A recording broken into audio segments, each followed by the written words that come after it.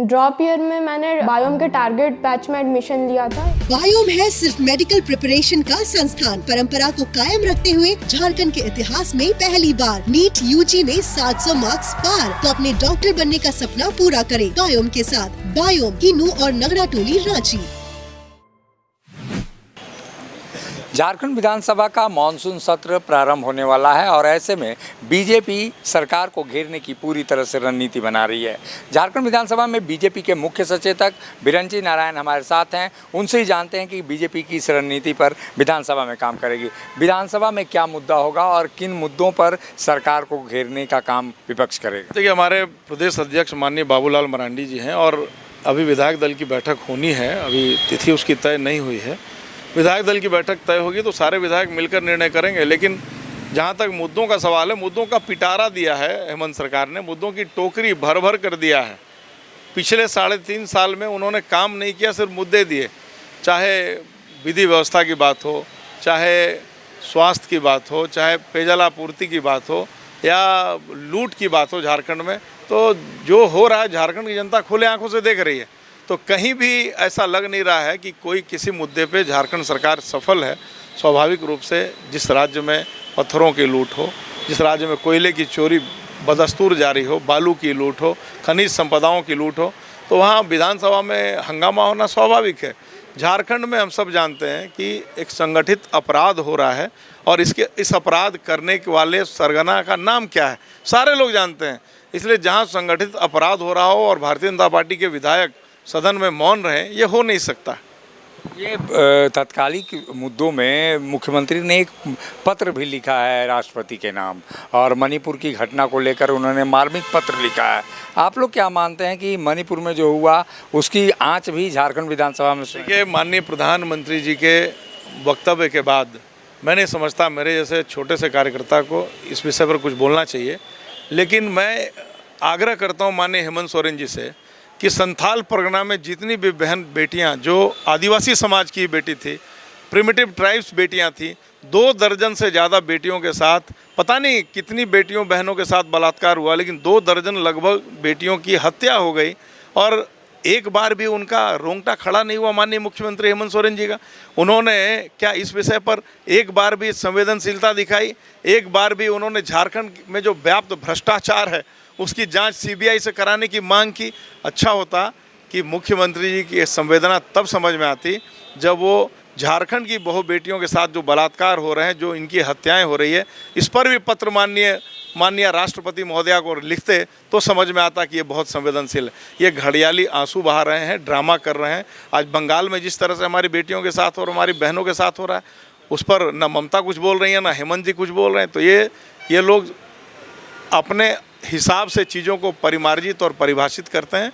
झारखंड की जनता सारी चीज़ों को देख रही है। जी, सरकार की ओर से एक उपलब्धि का भी बखान किया जाएगा कि 26,001 शिक्षक की बहाली भी निकाली है इस सरकार ने।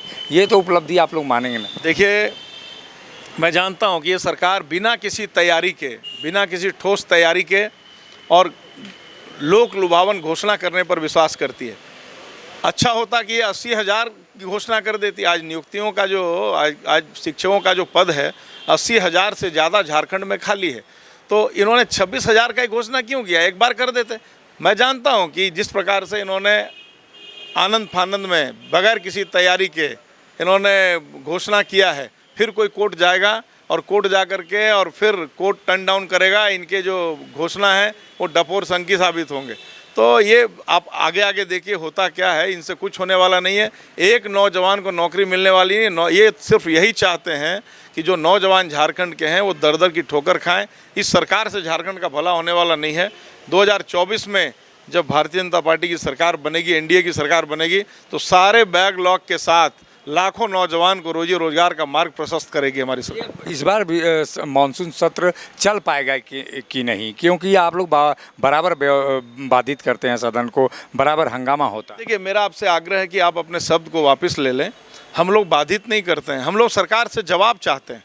अब जो सरकार कान में तेल डालकर सोई रहे, जो सरकार कुंभकर्णी निद्रा में सोई रहे, जगे ही नहीं, तो उसको जगाने के लिए अगर हम शोरगुल भी ना करें, ये लोकतंत्र में हमारा अधिकार है। इसलिए हम जिन मुद्दों की तरफ हमने ध्यान आकृष्ट कराया, अगर उन मुद्दों की तरफ सरकार ने अगर ध्यान दिया, अगर हमें जवाब मिला तो स्वाभाविक रूप से सदन चलेगा, और नहीं तो मैं तो कहता हूं कि वो खुद ही नहीं चाहते हैं कि सदन चले। झारखंड मुक्ति मोर्चा के कोई मंत्री नहीं चाहते सदन चले, क्योंकि सारे मंत्रियों के ऊपर कोई ना कोई घपला घोटाला का दाग लगा है, तो वो भी चाहते हैं कि किसी तरह से आनंद, इसीलिए तो 4 दिनों का सत्र बुलाया इन्होंने। अब 15 दिन 17 दिन मानसून सत्र अगर थोड़ा लंबा होता तब समझ में आता, इसलिए सरकार ही नहीं चाहती कि सत्र चले। ये थे झारखंड विधानसभा में बीजेपी के मुख्य सचेतक बिरंची नारायण, जो बता रहे थे कि सरकार ही नहीं चाहती है कि झारखंड का विधानसभा का सत्र लंबा हो और ताकि जनता के मुद्दे उठ सकें। ऐसे में विधानसभा के मानसून सत्र हंगामेदार होने के आसार पूरी तरह से दिखाई दे रहे हैं। सहयोगी संजय के साथ अशोक कुमार, मुखर संवाद, रांची। मिनी लंदन मैक्लुस्कीगंज प्रकृति की गोद में बसा ड्रीम डेस्टिनेशन आपका कर रहा है इंतजार। आइए अपने यादगार लम्हों को बिताइए ड्रीम डेस्टिनेशन में। राजधानी रांची से महज 50 किलोमीटर दूर आपका अपना ड्रीम डेस्टिनेशन। जब टूटती है आस, जब थकती है सांस, जब रूठते हैं अपने, मुंह मोड़ता है जमाना, जब अंगड़ाई लेता है संकल्प, फिर बनती है कहानी, बनते हैं अनमिट निशान। देखिए मेरे साथ संघर्ष की दास्तां।